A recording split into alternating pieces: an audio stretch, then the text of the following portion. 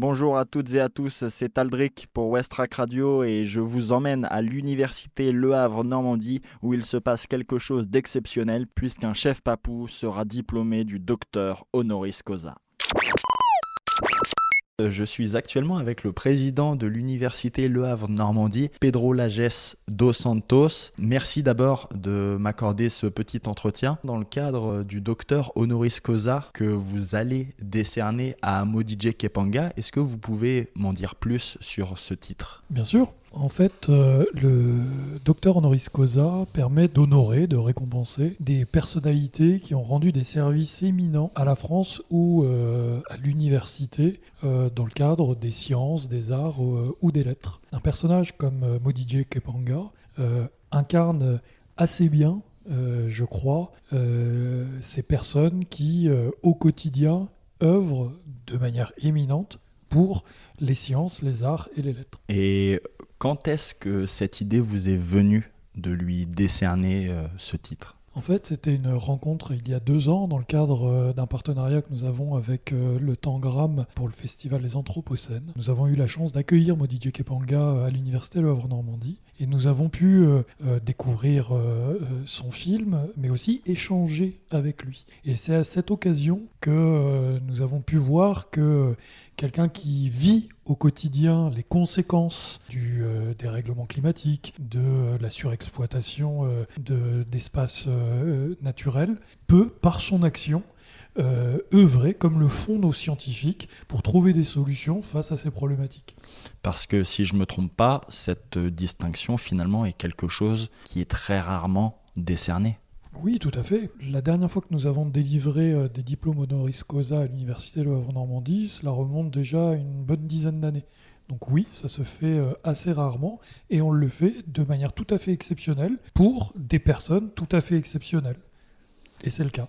Et je suis allé à la rencontre de Modije Kepanga, le récipiendaire de ce docteur honoris causa. Alors Modije Kepanga nous fait l'honneur d'être à l'université Le Havre Normandie. Modije, ma première question à vous serait, après vos 2 titres Greenpeace, quel sentiment ressentez-vous à la réception de ce titre honorifique ?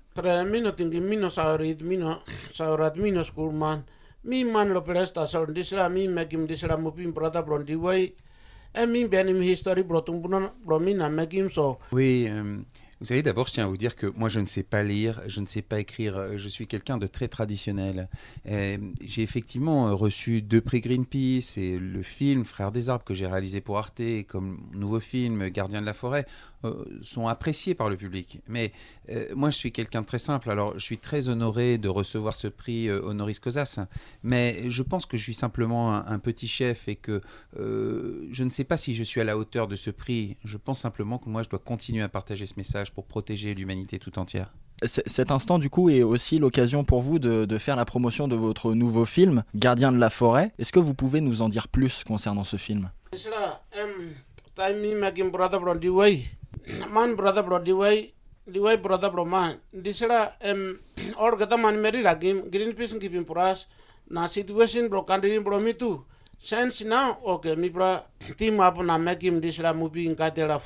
Oui, mon nouveau film Gardien de la forêt que nous avons réalisé pour Arte fait suite à mon premier film Frères des arbres, parce que ce premier film a permis de faire évoluer la situation dans mon pays et aujourd'hui maintenant la situation a vraiment évolué de façon positive. C'est pour cette raison que c'est important pour moi de partager ce film, parce que je pense qu'il montre que si des hommes politiques prennent des décisions importantes, ça permet de faire vraiment évoluer la protection des forêts primaires.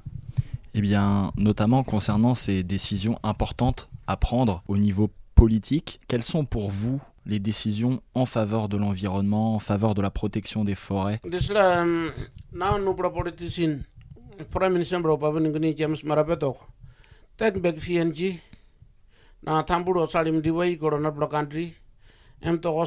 Je pense que la clé pour protéger les forêts primaires en ce qui nous concerne, c'est d'abord que nous, les hommes politiques de Papouasie-Nouvelle-Guinée, et que les hommes politiques de Papouasie-Nouvelle-Guinée prennent des décisions fortes et qu'ils mettent en œuvre des lois et qu'ils fassent respecter des lois pour protéger nos forêts.